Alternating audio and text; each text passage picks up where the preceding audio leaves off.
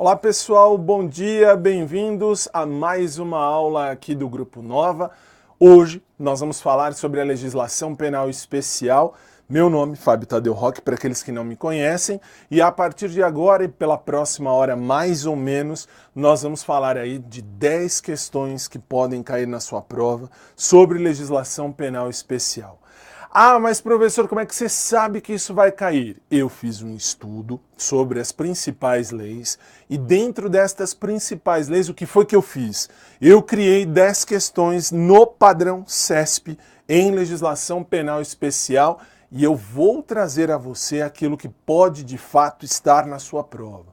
Você vai ver comigo passo a passo tudo o que pode ser questionado, o que normalmente é questionado, e eu vou tentar te ajudar naquilo que me for possível, para que juntos a gente faça aí o melhor em legislação penal especial. E já me adianto para te convidar para o próximo sábado aqui na Nova, nós vamos ter a revisão, a super revisão de véspera, que começa às 8 horas da manhã, e eu vou encontrar com você aqui no canal a partir da 1 hora da tarde, mas você começa às 8 horas da manhã com a nossa equipe.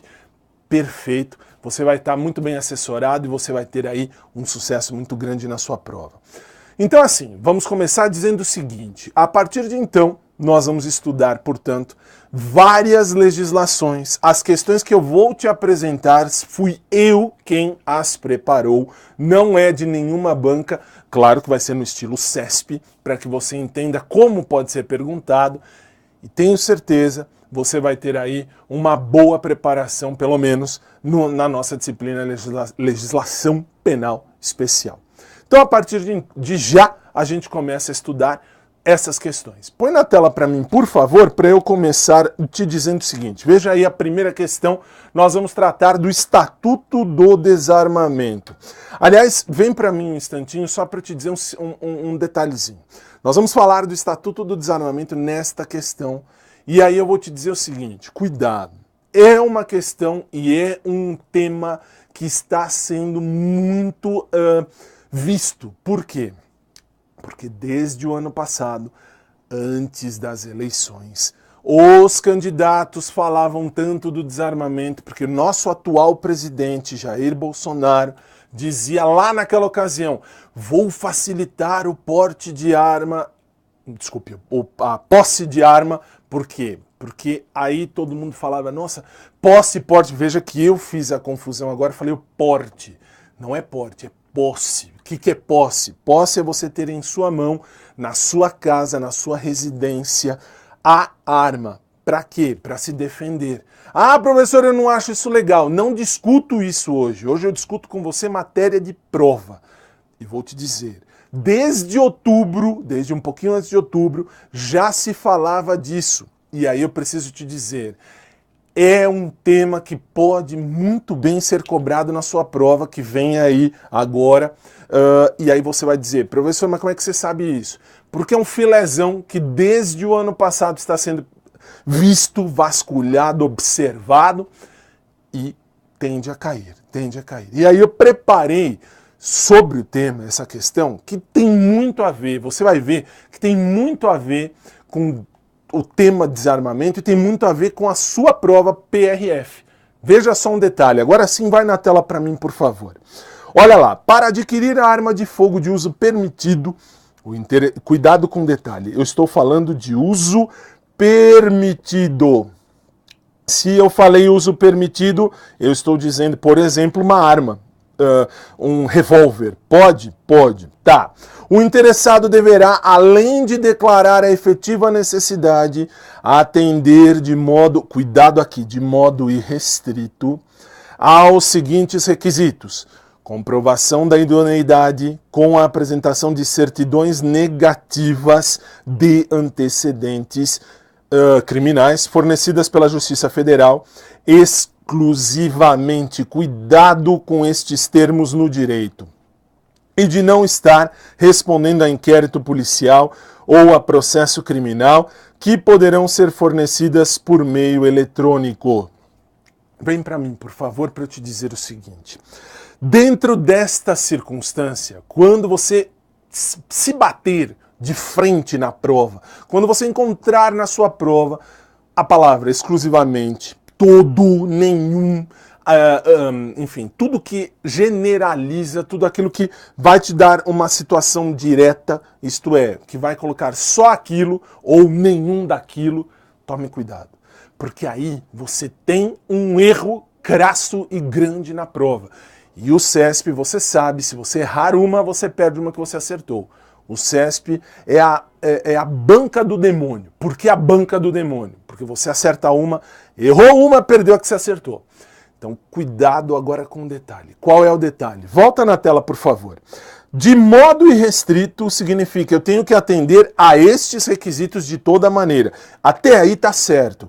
Mas quando ele diz exclusivamente da Justiça Federal, esse exclusivamente mata a questão. Veja, por quê?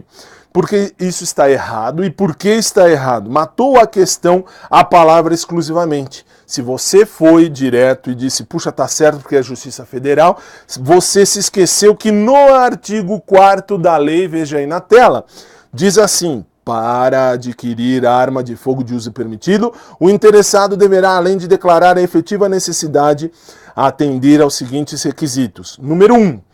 Comprovação de idoneidade com a apresentação das certidões negativas de antecedentes criminais fornecidas pela Justiça Federal. Olha lá, na sua prova estava lá exclusivamente, vamos lá na questão, e aí você fala, puxa professor, tá, exclusivamente.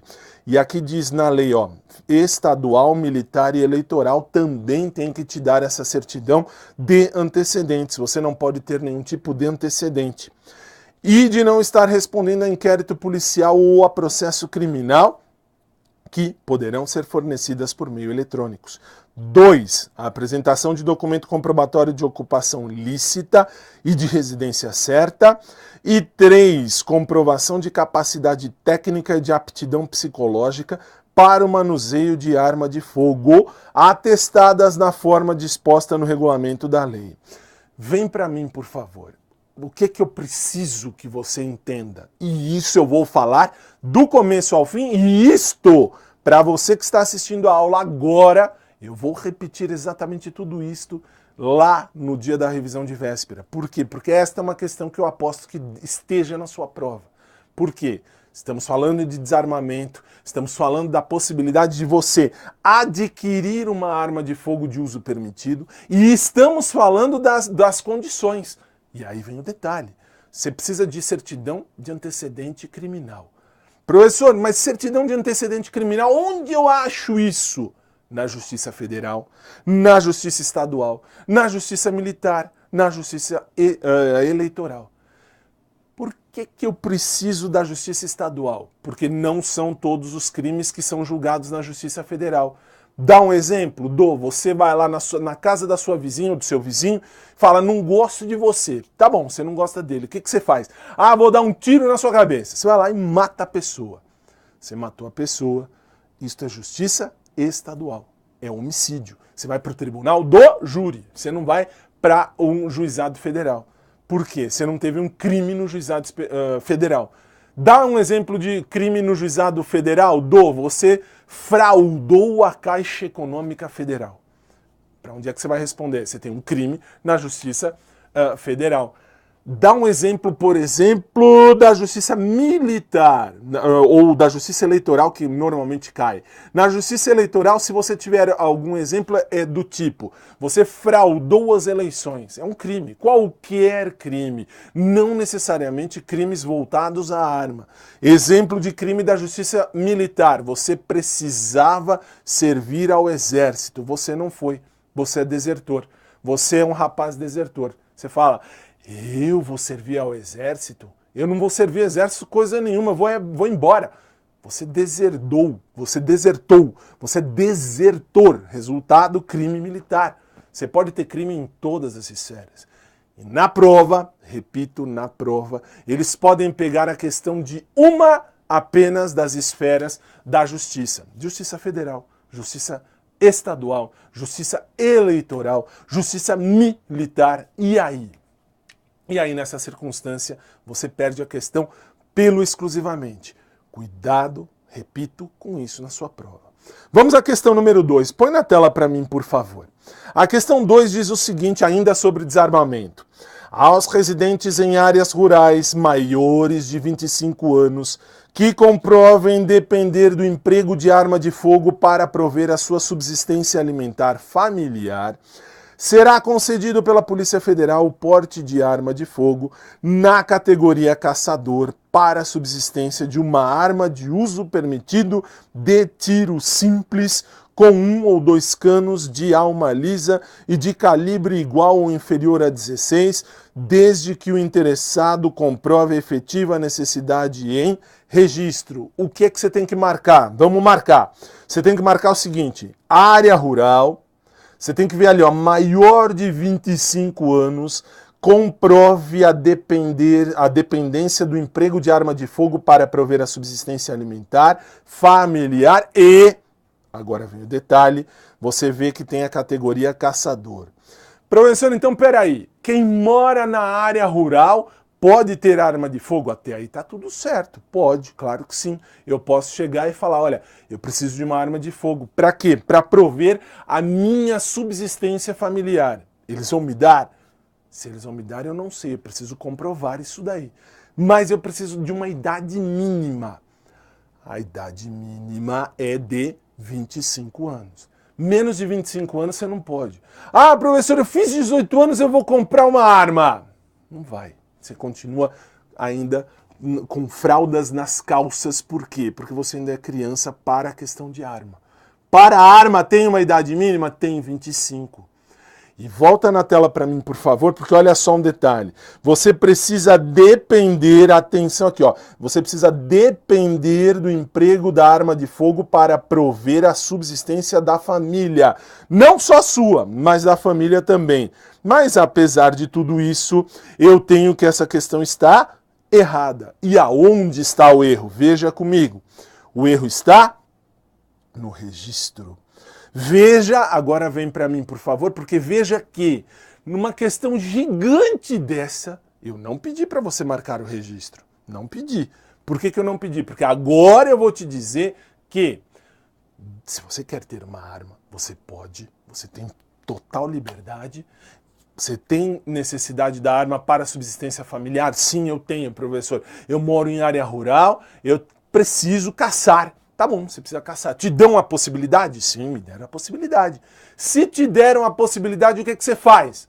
Você pode comprar a arma, você pode ter esta arma para você na modalidade caçador, isto é, você vai caçar, aí cai na prova assim, você vai caçar quem? Vou caçar o meu vizinho, ele tá lá, tá roubando as minhas frutas no pomar, vou lá, não gostei dele, vou caçar um cara chato, vai lá e dá um tiro. Não dá. Desculpa, você vai caçar animais. Ah, professor, meu vizinho é um animal, ele pega fruta no pomar. Não estou dizendo isto. Estou dizendo e repito que cai na prova. Você pode sim ter, você tem a possibilidade de ter uma arma de fogo lá na área rural aos 25 anos, desde que o interessado comprove a efetiva necessidade em registro. Não é em registro, você não vai registrar nada. Você vai sim ter que levar a cargo disso. Você precisa desculpe, caiu, deixe-me pegar.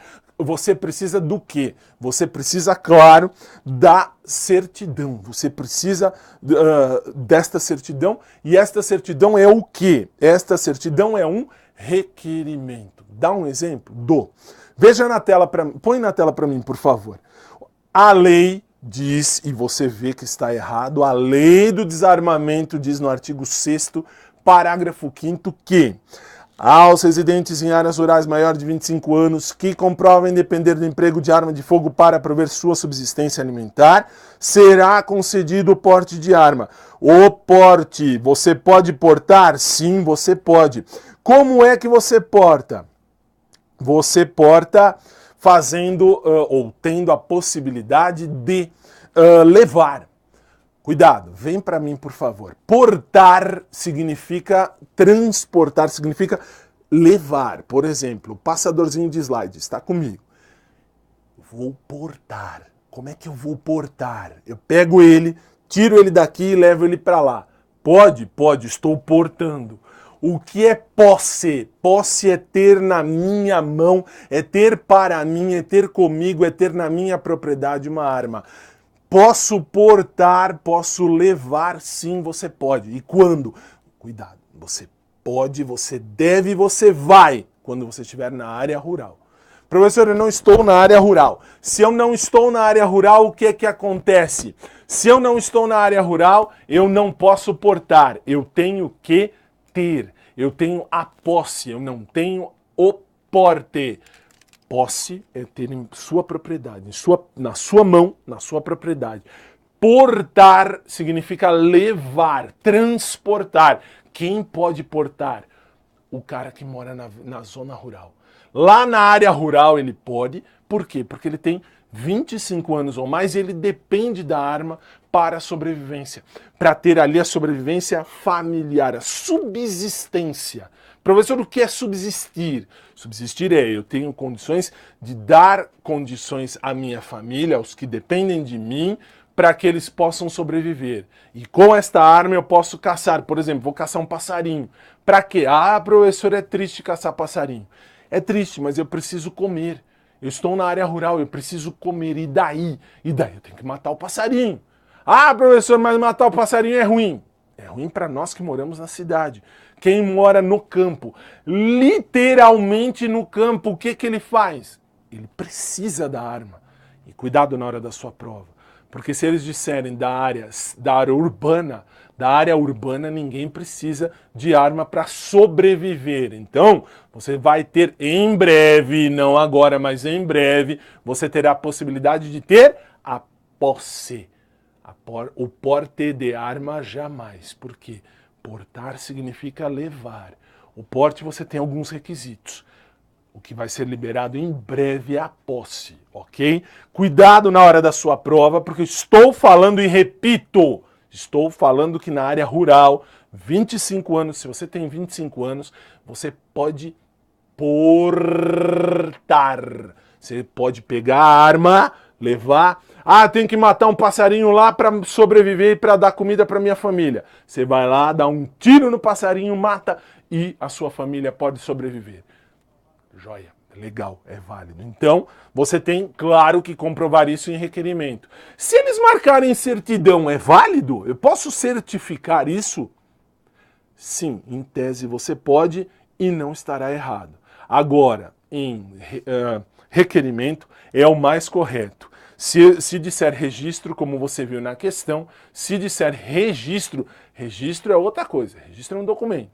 Se for certidão, se for requerimento, ok, você vai certificar, você vai requerer, você vai pedir aquilo. O requerimento é o mais correto. E aí você tem esse direito de receber aí o porte da sua arma. Terceira questão, veja só ali. Agora eu vou falar do ECA, Estatuto da Criança e do Adolescente.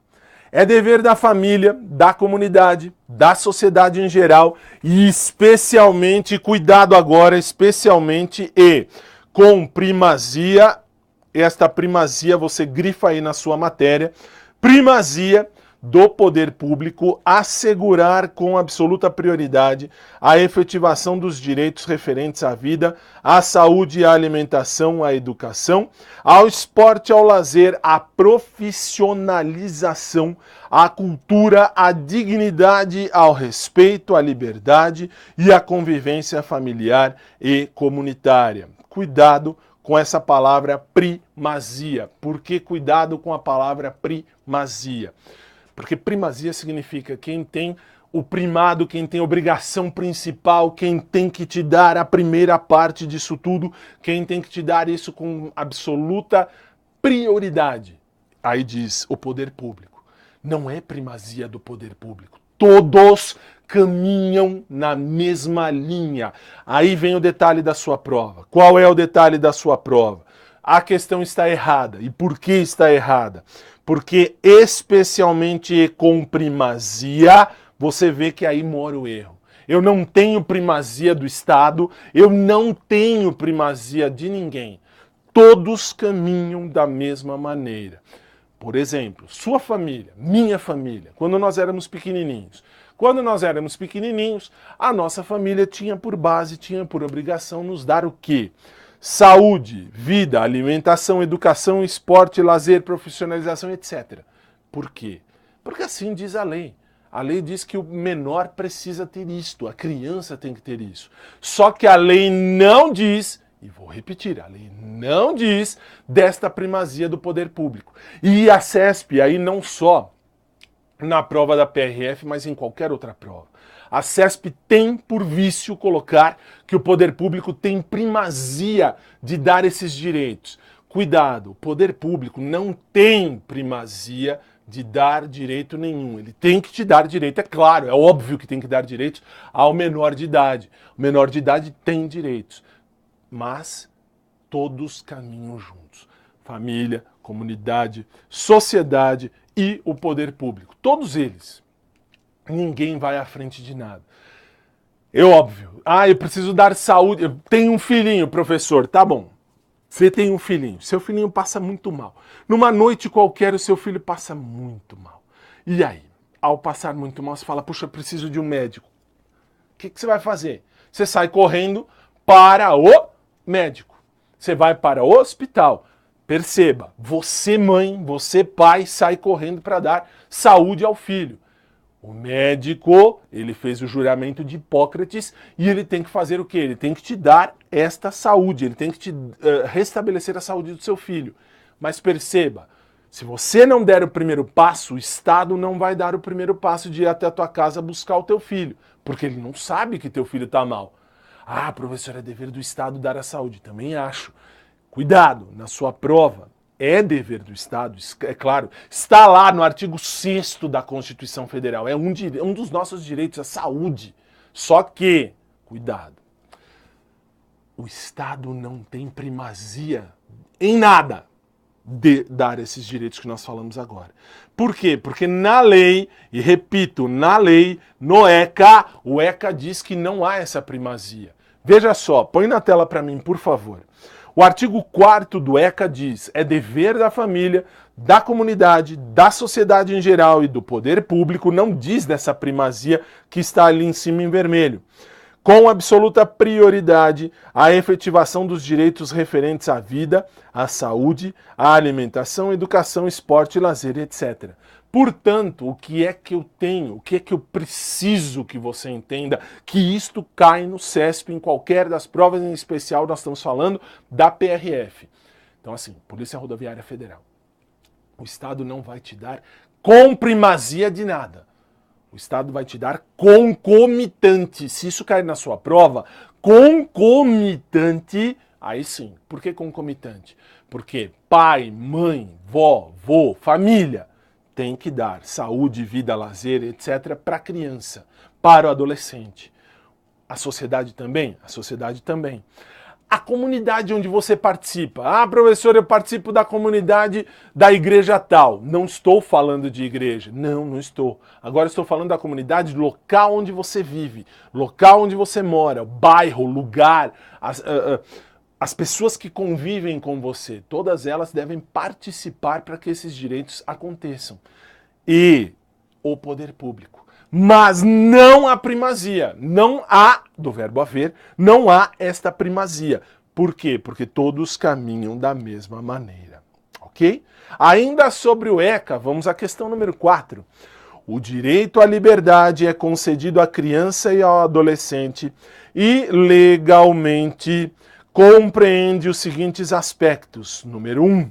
Ir, vir e estar nos logradouros públicos e espaços comunitários, ressalvadas as restrições legais. Veja que o ir, o vir, o estar nos logradouros públicos, vem para mim, por favor, porque é o seguinte, o ir, o vir, o estar nos logradouros públicos significa a criança tem direito a ir, a vir, a passear, enfim, ela tem direito à liberdade de locomoção nos espaços comunitários, claro, ressalvadas as restrições legais. Até aí está correto. Por que está correto?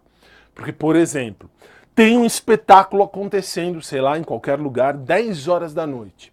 E aí 10 horas da noite diz assim, desaconselhado para menores de 12 anos, por exemplo. Pode isso?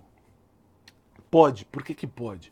Porque lá na Constituição Federal diz que isso não é censura, isso é classificação indicativa, é desaconselhado. Alguém vai proibir o menor de entrar lá? Não vai. Mas o que acontece? É desaconselhado. Então, ele pode ir e vir aonde ele quiser, nos logradouros públicos, dentro das ruas, dentro dos locais onde ele caminha, onde ele passeia para cá, para lá, para cá, para lá, é totalmente possível. Só que com um detalhe, ele tem por obrigação que observar essas restrições legais. Uma delas é a classificação indicativa. Eu tenho que respeitar. Lembra que eu te disse? Família tem que dar o direito à saúde, vida, liberdade, educação, etc? Tem. Só que a família tem que também tomar cuidado com isso. Até aí está correto. Tudo bem. Volta na tela, por favor. Número 2. Opinião e expressão. A criança tem direito a opinar e a se expressar? Vem para mim, por favor. Pensa comigo. Você maior de idade, você que está aí do outro lado da tela agora, ao vivo, 11 horas e 27 minutos da manhã, você fala assim, professor, eu tô aqui, eu tenho direito a opinar, eu tenho direito a me expressar. Tem, verdade? A Constituição diz que todos têm. A criança também tem. Ah, professor, eu acho que não, porque a criança não é legal ela opinar nem se expressar. Cuidado. Meu finado pai, que Deus ou o diabo o tenha, enfim, o Estado é laico, nós não sabemos, enfim. O que acontece? Meu pai dizia, se você falar alguma coisa, eu te quebro nos dentes. Te quebro no murro nos dentes. Pode isso? Hoje não pode mais, hoje tem um monte de história. Meu pai nunca me bateu, nunca me encostou a mão, graças a Deus, porque nunca precisou. Mas, eu tinha direito a opinar? Sim, eu tinha.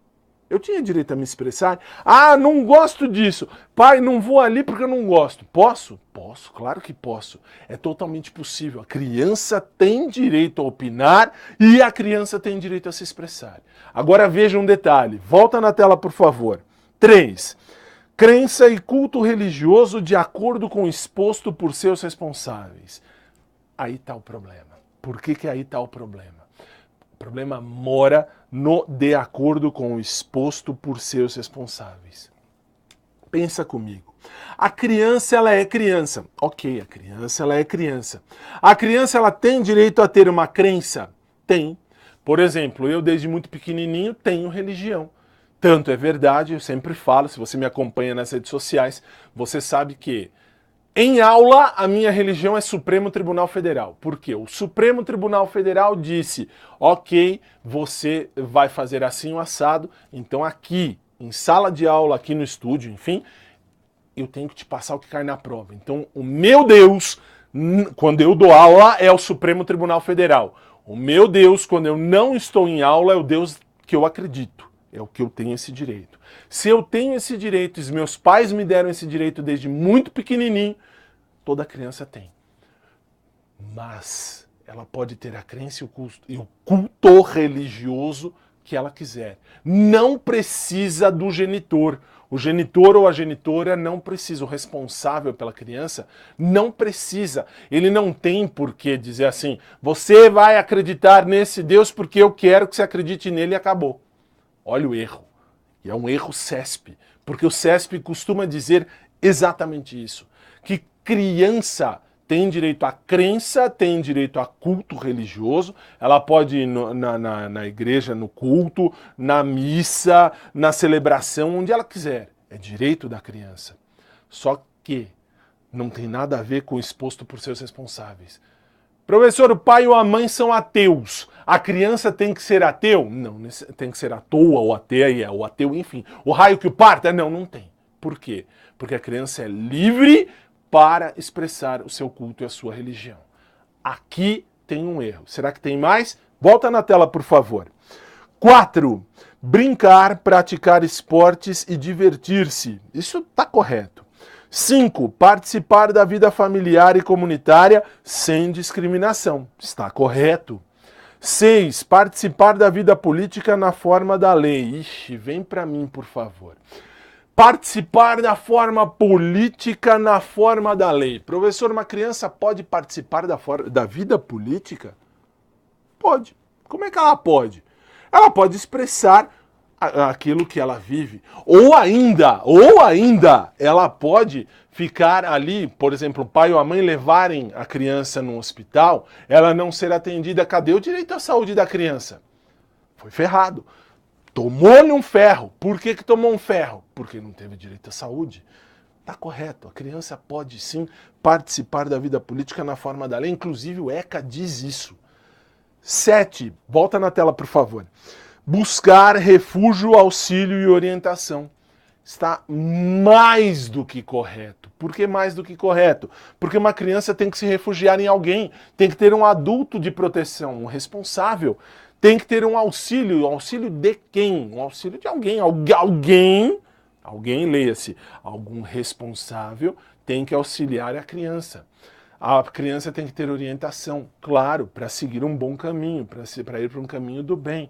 Tem que se orientar. Olha, se você for ali, criança, se você for ali, você pode ter isto de responsabilidade. Se você for ali, você vai ter outro tipo.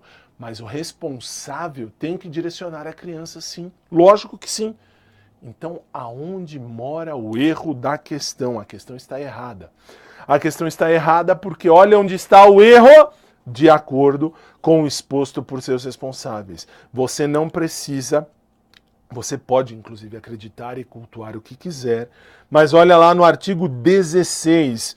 Aliás, o artigo 16, o artigo 16 do ECA está dizendo o seguinte: o direito à liberdade compreende os seguintes aspectos: ir, vir e estar nos logradouros públicos e espaços comunitários, ressalvadas as restrições legais. Cuidado com um detalhe. O detalhe no artigo 16 está no seguinte.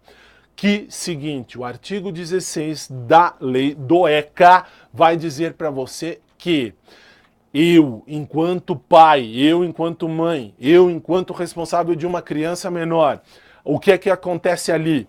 Ali dentro eu preciso descobrir, eu preciso entender que esta criança, ela tem direito a opinar, ela tem direito a ter a crença no seu culto, a crença e o seu culto religioso, mas dentro dessa circunstância, o que é que eu preciso que você entenda? O culto religioso, a crença religiosa, jamais depende do pai, depende da mãe. Professor, o que é uma criança? Criança é quem tem de 0 a 11 anos, 29 dias, 11 anos, 11 meses e 29 dias. Quem é adolescente? 12 anos até 17 anos, 11 meses e 29 dias. Ok? Vamos seguir. Vai na tela para mim, por favor, para eu ir para a quinta questão. A quinta questão diz o seguinte, veja aí. A nenhuma pessoa física, bem como a nenhuma pessoa jurídica de direito público ou de direito privado é lícito reter qualquer documento de identificação pessoal, ainda que apresentado por fotocópia autenticada ou pública forma, inclusive comprovante de quitação com o serviço militar, título de eleitor, carteira profissional, certidão de registro de nascimento, certidão de casamento, comprovante de naturalização e carteira de identidade de estrangeiro, exceto em caso de entrevista de emprego ou de anotação em CPTS. Nesse sentido, o que é que eu preciso que você saiba? Quando você tiver ali algum problema, que tipo de problema? Professor, peraí, calma aí. Você lê um monte de coisa. Li. Pessoa física, pessoa jurídica, pega o seu documento. Por exemplo, normalmente, olha lá, em caso de entrevista de emprego, ou vou anotar a sua carteira de trabalho. Ah, mas para anotar a sua carteira de trabalho ou para a sua entrevista de emprego, eu preciso do seu RG, preciso do seu CPF. Você chegou lá na minha casa, eu vou pedir para você os seus documentos, porque eu preciso saber quem você é. Então eu vou reter os seus documentos. Ou pior, atenção para o pior, você bate o carro. Professor, bati o carro, o cara foi tão rude comigo, o cara desceu do carro e disse assim, eu quero ver seu RG, eu quero ver sua carta de motorista, daqui. O que você faz? Você fala assim, vai ver o demônio, filho. Por que você vai ver o demônio? Porque minha carteira de motorista você não vai ver. Você é autoridade? Você não é autoridade. Então, eu não tenho por que pegar esse documento. Eu não tenho por que reter. Está errado? Está errado. E aonde está o erro? Ali embaixo. Exceto em caso de entrevista de emprego ou de anotação em CTPS. Não há nenhum tipo de regra para eu manter, para eu guardar esse documento. Eu não posso guardar o documento. Eu não posso reter o documento. Eu não posso pedir o documento. Se eu não sou autoridade, se eu não sou polícia, se eu não sou juiz, se eu não estou num processo, eu sou um civil, você é um civil. Nós batemos os nossos carros. Eu não posso pedir o seu documento. Pior, eu não posso reter o seu documento. Ou ainda, você vai na minha empresa, você chegou na minha empresa e diz assim, gostaria de trabalhar com o senhor. Tá bom, me dá os seus documentos, eu vou olhar, vou guardar eles, eu te devolvo no fim do dia. Atenção, você chegou de manhã, eu te devolvo o seu documento no fim do dia. Não pode. Por que não pode? Porque não é lícito. Não é lícito. A nenhuma pessoa física é lícito reter qualquer documento. Eu não posso reter. Cuidado, o erro, repito, e aí o CESP vai dizer, o CESP tem essa maldita mania de dizer que em entrevista de emprego eu posso reter o seu documento. Por quê? Porque eu vou, por exemplo, eu vou anotar na sua carteira de trabalho, vou pegar a sua CTPS, carteira de trabalho e previdência social, e ali o que eu vou fazer? Vou pegar, vou registrar e te devolvo daqui a pouco. E guardo comigo e devolvo isso para você daqui a 10 dias, 20 dias, pior, daqui a um ano. Não pode. Ninguém pode reter nenhum documento. Na Lei 5553 de 68, na apresentação e uso de documentos, se isso cair na sua prova, lembra, você não pode reter nunca, em hipótese alguma, nunca, jamais, o documento de ninguém. Professor, eu vou reter. É crime. É crime a retenção dolosa de documentos. Ah, professor, mas eu vou reter. Eu não estou sabendo que isso é crime. Eu vou reter porque eu acho que isso me protege. Vou olhar tudo e daqui a pouco eu pego o documento e devolvo para o cara. Uma outra circunstância que pode cair na sua prova diz respeito à balada. Cuidado, eles não vão dizer balada, eles vão dizer casas noturnas de espetáculo, o inferno, é balada. Quando você vai pra balada, o que é que acontece? Ah, me dá teu RG aqui na porta de entrada, eu seguro teu RG, eu te devolvo isso na saída. Ou pior, vou olhar, vou ver o que tem, te devolvo já já. Não pode. Em casa noturna de espetáculo, seja onde for, seja no diabo, você vai pro inferno. Ninguém pode guardar o seu documento. Nunca, jamais, em hipótese alguma. Posso olhar? Posso olhar, claro. Você pode me apresentar. Me apresenta seu documento para eu comprovar que você tem 18 anos para entrar nesta casa de espetáculo. Pode? Pode, claro que sim. Mas você apresentou. Eu pego o documento, apresento e volto com ele de novo no meu bolso. Sem problema. O reter é o erro. E cuidado, repito, porque o CESP tem essa mania louca de dizer que em caso de entrevista de emprego é possível. Não é possível. E aonde está isso? Veja na tela, por favor. O artigo 1º desta lei, 5553, diz: a nenhuma pessoa física, bem como a nenhuma pessoa jurídica de direito público, privado, é lícito reter qualquer documento de identificação pessoal, ainda que apresentado por fotocópia autenticada ou pública forma, inclusive comprovante de quitação com serviço militar, título de eleitor, carteira profissional, certidão de registro de nascimento, certidão de casamento, comprovante de naturalização e carteira de identidade do estrangeiro. Ninguém pode reter nenhum tipo de documento. Tá aí, o artigo 1º da lei diz isso. E mais, nem a carteira de trabalho, veja o vermelho aí na sua tela, exceto em caso de entrevista de emprego ou de anotação em CTPS. Ninguém, nunca, vou repetir porque isso cai na prova, ninguém, nunca pode reter os seus documentos. Nunca. Você pode, claro, apresentar, como falei, numa casa de show, casa de espetáculo, só, mais nada. Você não vai ter eles retidos. Se você tiver o seu documento retido, Resultado, você pode inclusive processar a pessoa que reteve os seus documentos, porque retenção dolosa é crime, sem problema nenhum. Vai na tela para mim, por favor, que ainda com base nesta lei de apresentação de uso de documentos, nós temos a questão 6 que diz assim: quando o documento de identidade for indispensável para a entrada de pessoas em órgãos públicos ou particulares, serão seus dados anotados no ato e seu documento devolvido no momento da saída. Acabei de te falar. E o que foi que eu te disse? Eu te disse que isto está errado. E por que está errado? Veja só, no momento da saída você não vai devolver nada. Por que não vai devolver nada? Porque diz a lei, veja só, no artigo 2º, parágrafo 2º, quando o documento de identidade for indispensável para a entrada de pessoas em órgãos públicos ou particulares, serão seus dados anotados no ato e devolvido o documento imediatamente ao interessado. Portanto, o detalhe, qual é o detalhe que você precisa saber? Se pegarem o seu documento, seja para o que for, qualquer coisa que for, você vai entrar aonde você quiser. Agora eu vou ser bem chulo para você nunca mais esquecer. Professor, eu vou entrar num puteiro. Pode? Cuidado. Você pode, se você for maior de idade. Mas aí vem o detalhe. Qual é o detalhe? Eles vão anotar os dados do seu documento. Quando eles anotam os dados do seu documento, quando cai na prova, tem que devolver o documento imediatamente. Você não pode ficar com ele guardado. Ah, mas professor, peraí. Eu vou no motel, quando eu vou lá no motel com meu namorado, com a minha namorada, o que que acontece? Ah, eles pedem o RG e guardam o RG para devolver na hora da saída. Pode isso, Arnaldo? Não pode.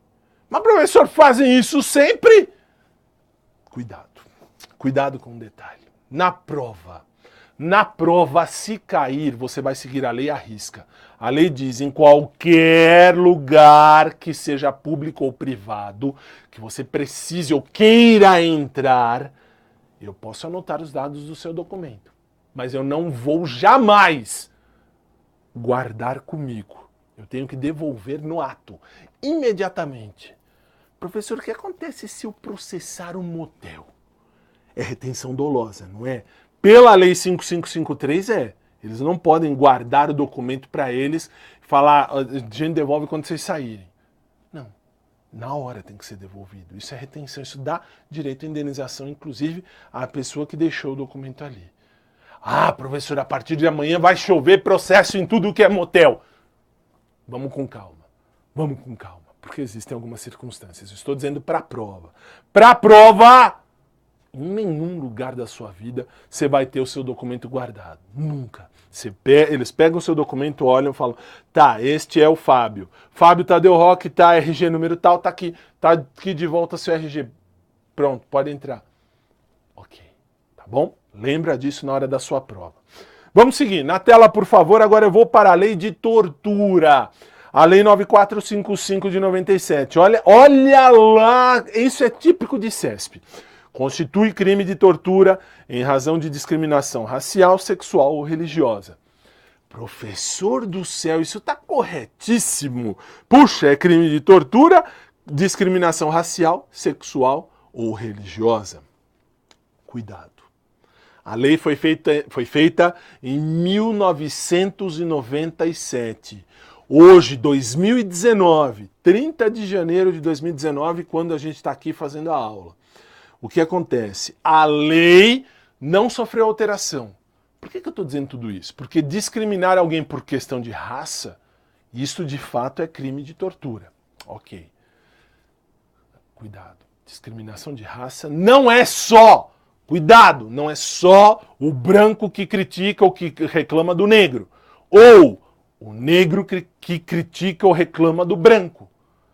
A discriminação de raça pode ser do branco para o branco, do negro para o negro, do índio para o índio, do japonês, que é o amarelo, para o amarelo, qualquer raça. Raça no sentido de ser humano.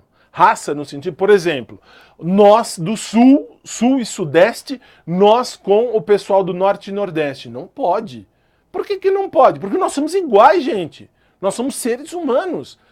Quando cai na sua prova, a discriminação racial, ela é válida como crime de tortura? Sim, ela é válida como crime de tortura, porque está na lei.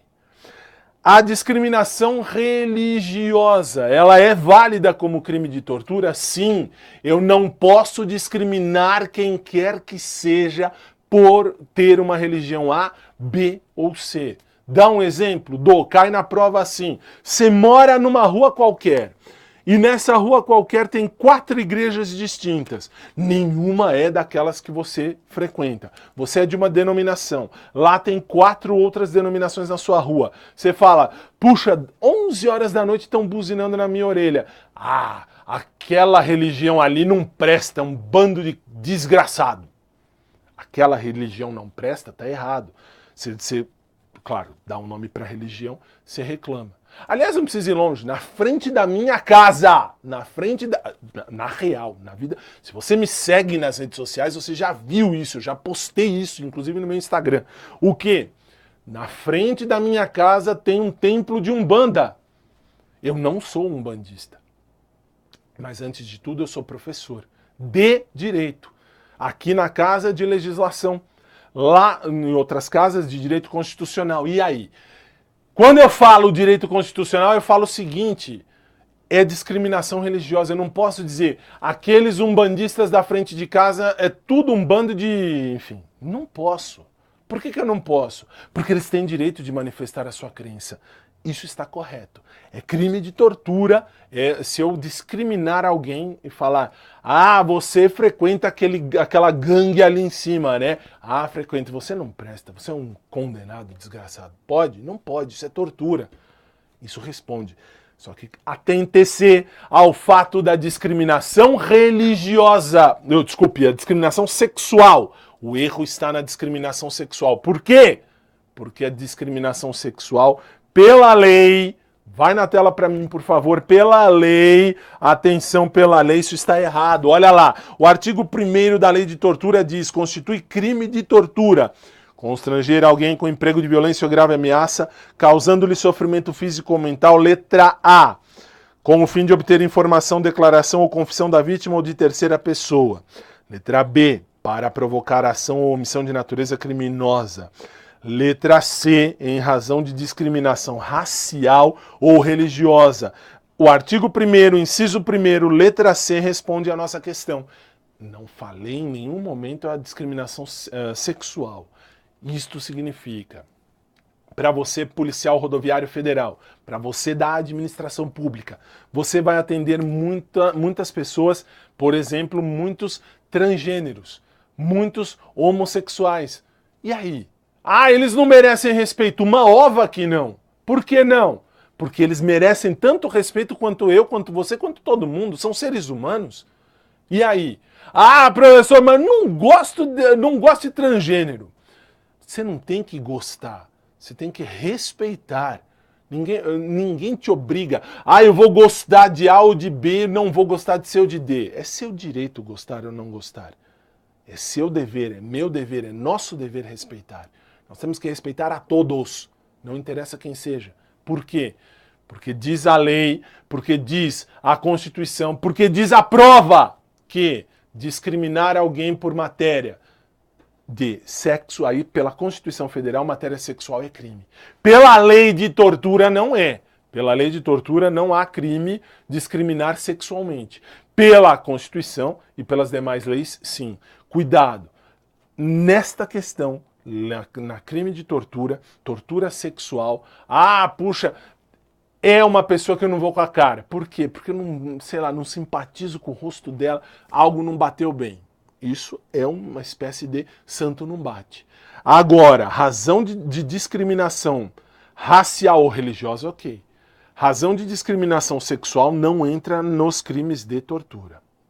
Ok? Tenho dito.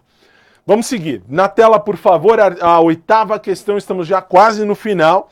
Na 8ª questão que eu tenho, a responsabilidade das pessoas jurídicas em crimes ambientais acaba por excluir a das pessoas físicas autoras, coautoras ou partícipes do mesmo fato. Cuidado, leia de novo.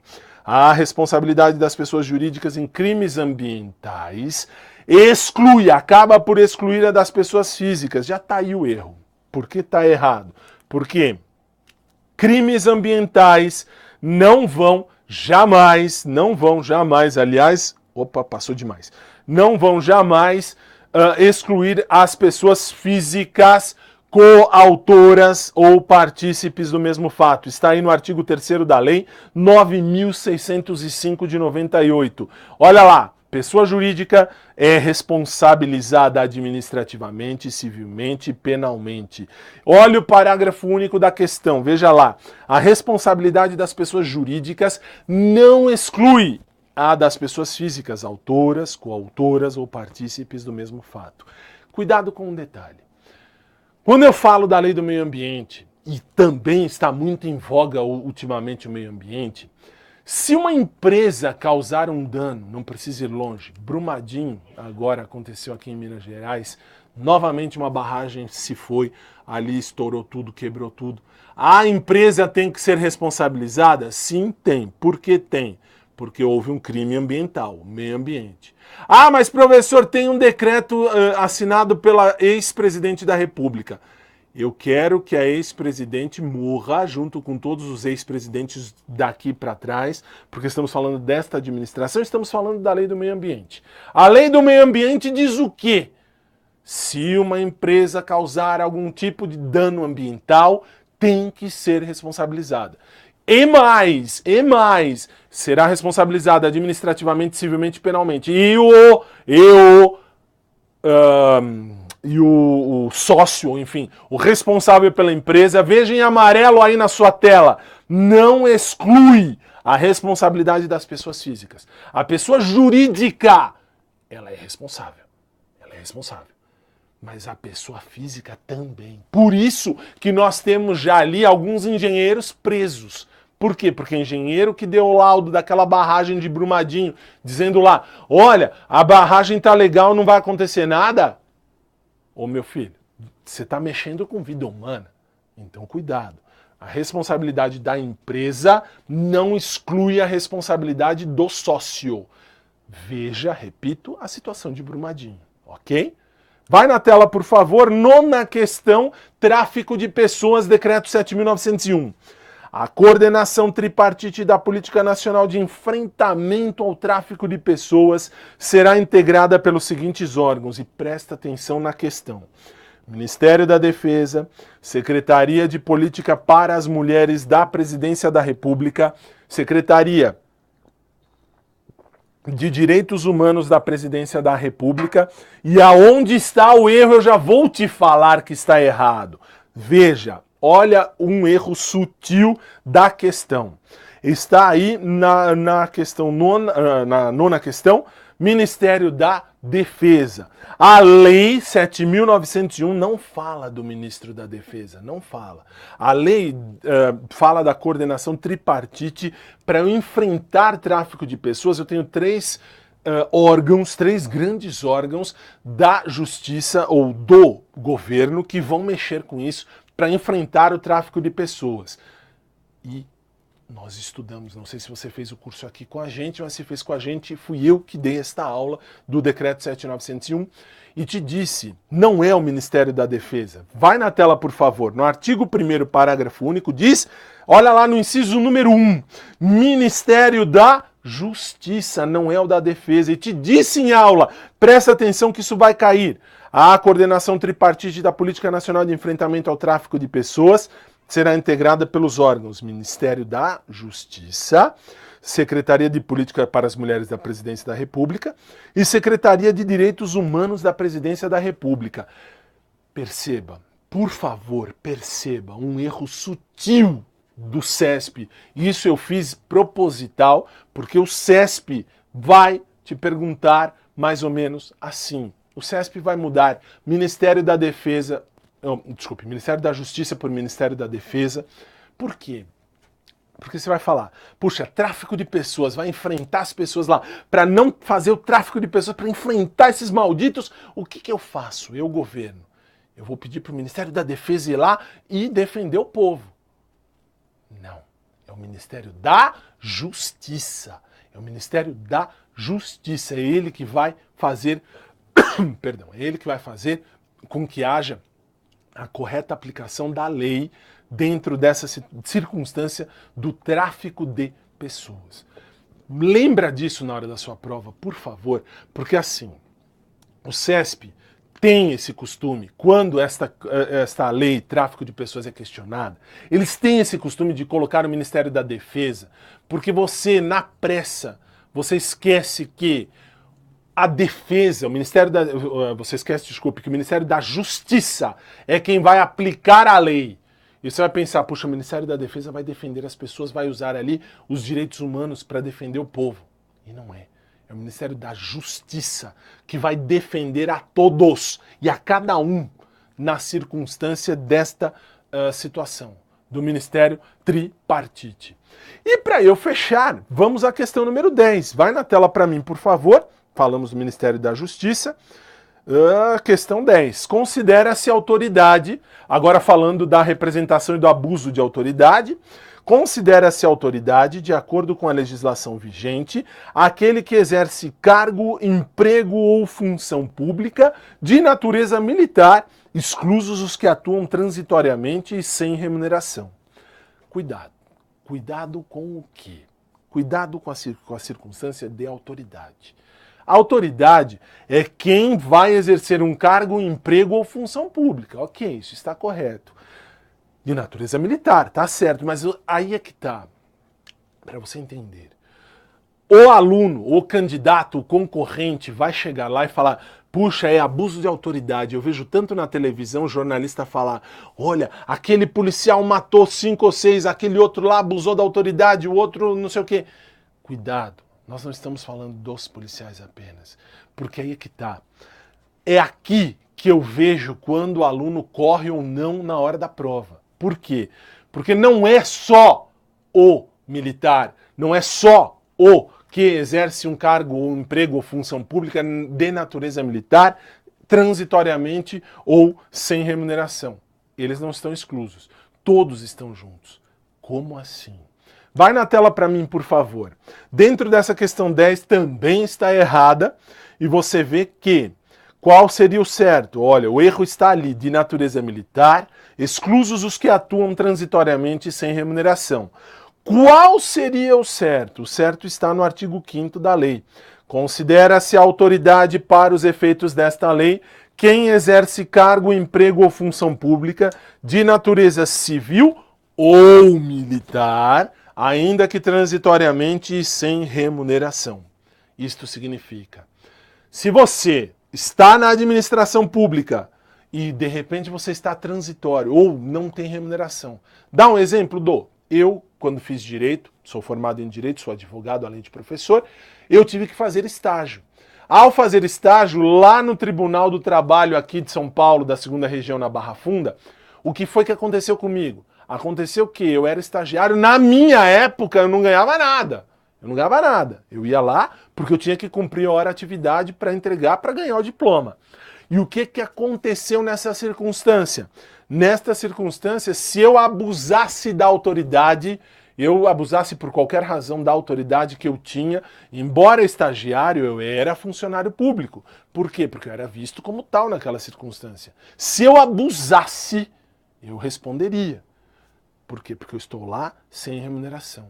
O transitório é aquele que está ali hoje, mas amanhã não está, a cargo de confiança, cargo em comissão. Ele também pode, porque hoje está, amanhã pode não estar. E aí? Nesta circunstância, a autoridade, cuidado, é toda aquela pessoa que exerce um cargo público, toda aquela pessoa que exerce um cargo transitório, toda aquela pessoa que exerce um cargo sem remuneração. Todos eles, ainda que sejam da esfera militar ou civil, não importa. Se militar, é claro, é mais fácil de entender. Mas na esfera civil, quem dá um abuso de autoridade ali, quem bate de frente, esse sim, ele responde por abuso de autoridade, ok? Cuidado com isto na hora da sua prova, porque isso mata candidato. Sendo assim, eu fechei as 10 questões. Falamos de várias e diversas leis que podem cair na sua prova. E detalhe, se você reparou, todas estavam erradas. Por que todas estavam erradas? Justamente para eu te mostrar o que pode cair na prova e como pode cair. Tenho quase certeza que destas 10, nós vamos rever no sábado, na minha aula, no sábado, na revisão de véspera, a questão do desarmamento. Duas das questões que falamos aqui eu vou rever com você lá, porque eu aposto que vai cair. E aí, as demais nós vamos falar sobre o Estatuto do Desarmamento. Aqui que eu tenho essa possibilidade de fechar a aula, vou fechar te dizendo assim: estude essas questões, estude esses detalhes que eu te passei. O CESP vai te perguntar nesses detalhezinhos. Ele se prende a pequenos detalhes na legislação penal especial. Se você se prender a esses pequenos detalhes, você de fato terá muito mais chance de ir bem na prova. Não tenha pressa de ler a prova. Não seja aquele candidato que tem a bunda fervendo. Por quê? Porque aquele que senta na cadeira é o primeiro que tem que ir embora. Vá com calma, que são detalhes pequenos. Essas 10 questões matam várias questões da sua prova, que é o que cai repetidamente na esfera CESP. E conte conosco aqui do Grupo Nova. No sábado, repito, nós estaremos aqui a partir de 8 horas da manhã com a revisão de véspera. Você poderá assistir na íntegra e eu vou ver você, se tudo correr bem, a 1 hora da tarde, quando a gente vai falar sobre o Estatuto do Desarmamento em espécie, só essa lei, porque é o filézão da prova. E até lá, caso você precise, as minhas redes sociais ficam a seu dispor, aqui o Grupo Nova também. No fabiotadeu.net você encontra tudo a meu respeito, inclusive as minhas redes sociais. Eu posso te ajudar naquilo que for ao meu alcance e conte com a gente no Grupo Nova, que a gente vai com você até o dia da sua aprovação. O dia que você falar, professor, tomei posse, nós vamos celebrar junto. E se de repente não tomar posse, bata na madeira, mas se não tomar posse agora, você terá uma preparação fantástica. Conte conosco. Um forte abraço a todos, muito obrigado pela atenção e a gente se vê.